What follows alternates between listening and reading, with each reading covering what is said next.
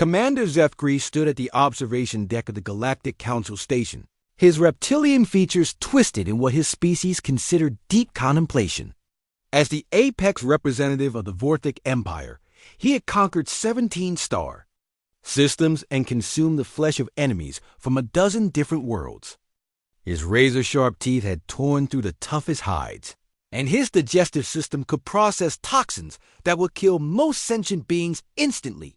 But today, he faced his greatest challenge yet, understanding humans, the newest species to join the Galactic Council, had been peculiar, where other races had demonstrated their worthiness through displays of military might, technological superiority, or psychic prowess. Humans had simply shown up with containers full of what they called food and insisted on sharing it with everyone. Commander, his aide, Subcommander Vex, approached cautiously. The human delegation has prepared another of their cultural exchange meals. They specifically requested your presence. Zefkri's tail lashed with irritation. These humans confounded him. They were small, relatively weak, with no natural weapons to speak of. Their technology was adequate but not exceptional. Yet something about them had made every species in the council, including his own proud VORTHAK-oddly respectful. Very well, he growled. Let us see what new mystery these creatures present. The dining hall buzzed with representatives. From across the galaxy, the crystalline Nexari hummed in harmonious frequencies, while the gas-based ethereals swirled in their containment suits. At the center of it all stood Ambassador Sarah Chun, a diminutive human with an infectious smile that somehow made Zefkri's predatory instincts feel awkward and misplaced. Commander Zefkri, Sarah approached with a steaming plate. I'm so glad you could join us. I prepared something special just for you. The plate contained what appeared to be strips of meat in a dark aromatic sauce, accompanied by small, white grains and colorful plant matter. It looked adequate, simple, even. Zefkri had expected something more impressive from a species that had somehow managed to intrigue the entire council. This is called Korean bulgogi with kimchi in. Rice, Sarah explained, her eyes twinkling with an emotion Zefkri couldn't identify. It's from my grandmother's recipe, passed down through generations. Around the hall, other delegates sampled their portions. The Nexari's crystalline forms flickered with pleasant light patterns. The ethereal's gases swirled more rapidly, sign of approval in their species. Even the notoriously difficult-to-please Zentarians seemed to be enjoying themselves. Zefkri lifted a piece of the meat with his clawed digits, examining it skeptically. How could something so ordinary have such an effect on hardened galactic representatives? He placed it in his mouth and began to chew. The first sensation was pleasant enough. The meat was tender, with a sweet and savory flavor that his predatory palate found acceptable. Then the secondary flavors hit. Complex layers of fermented vegetables, aromatic spices, and something else ... Something that made his tongue tingle in an unfamiliar way. Then came the heat . It started as a gentle warmth, almost pleasant. But within seconds, it had escalated into a burning sensation, unlike anything in his considerable experience. His mouth felt as though he had swallowed liquid fire. His eyes began to water something. That hadn't happened since he was a hatchling. But that wasn't the strangest part. The strangest part was that despite the pain, despite the burning, despite every instinct screaming at him to spit out this clearly toxic substance ... he wanted more. The kimchi is fermented with gochugaru Korean chili flakes, Sarah explained, watching his reaction with what he was beginning to recognize as barely contained amusement.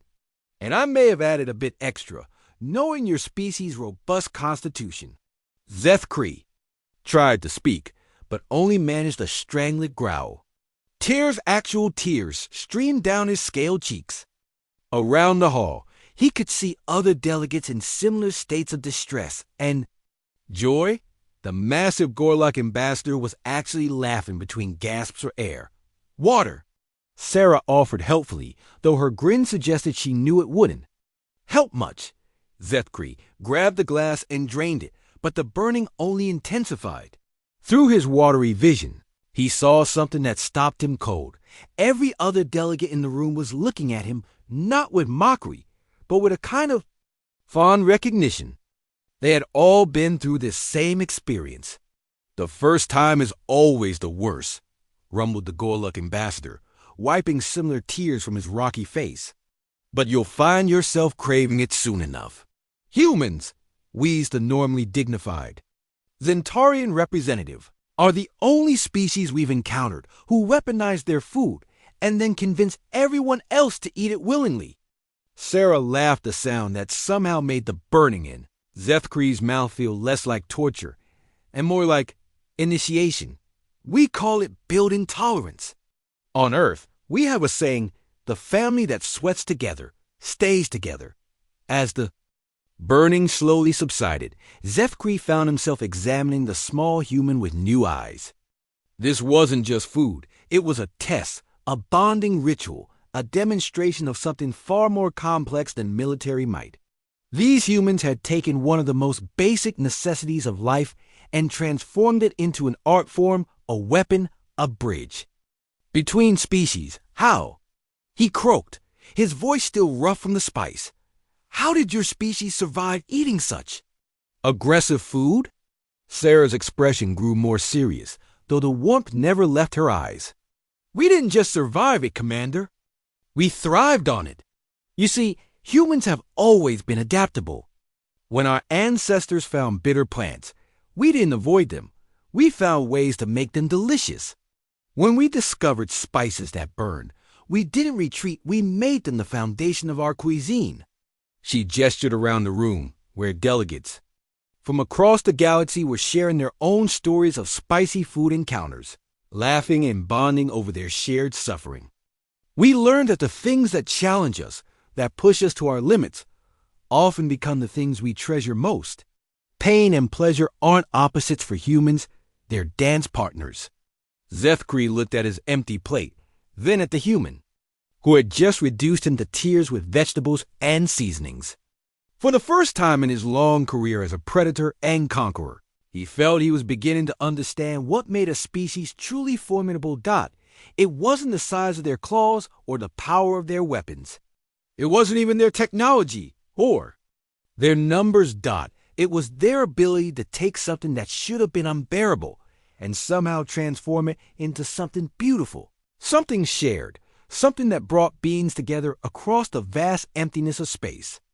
"Ambassador Chun," he said, his voice stronger now, "might I request a recipe?" Her smile could have powered a small star. "Of course, Commander.